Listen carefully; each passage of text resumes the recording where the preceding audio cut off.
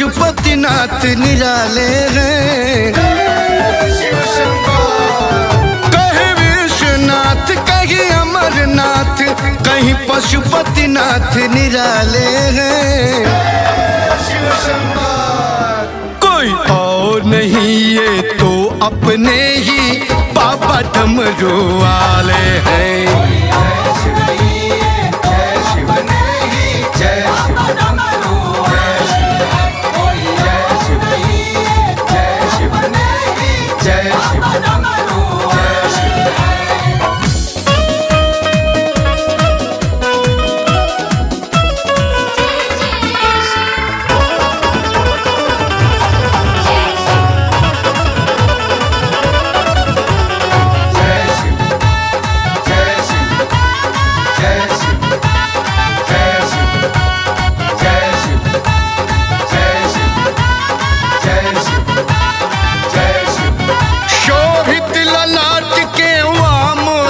शशि पुलकित छटा मचलती है।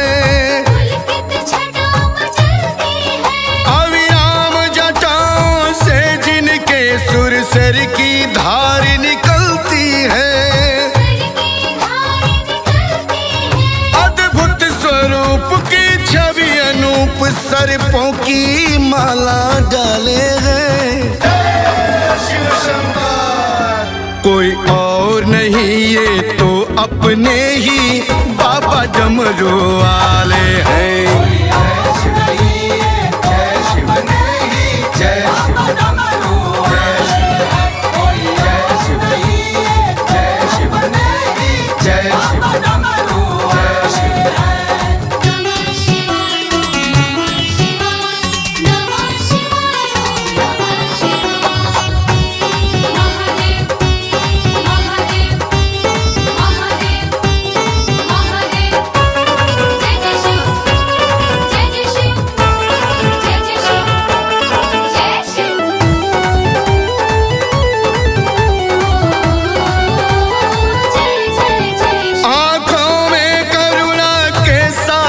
चितवन में दया शिव शंकर के, सांसों में भूत भविष्य और है वर्तमान प्रलयंकर के। अनुरागी भी बैरागी भी जो तीनों लोक संभाले हैं। कोई और नहीं ये तो अपने ही बाबा डमरू वाले हैं।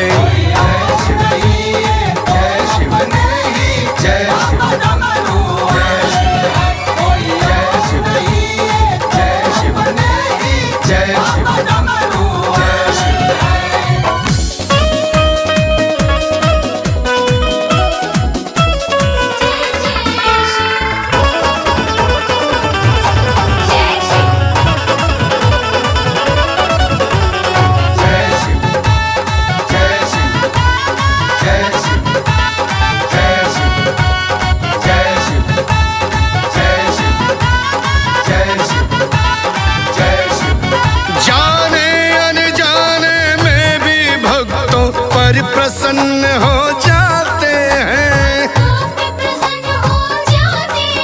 जो कभी लोक हित में विष पीकर नीलकंठ कहलाते हैं। हाँ कृपा सिंधु वे तीन बंधु जो दुनिया के रखवाले हैं।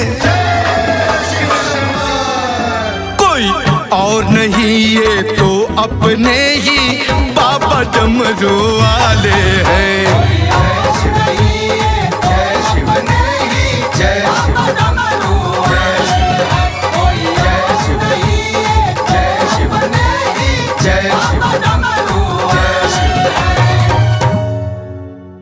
कोई और नहीं ये तो अपने ही बाबा डमरू वाले।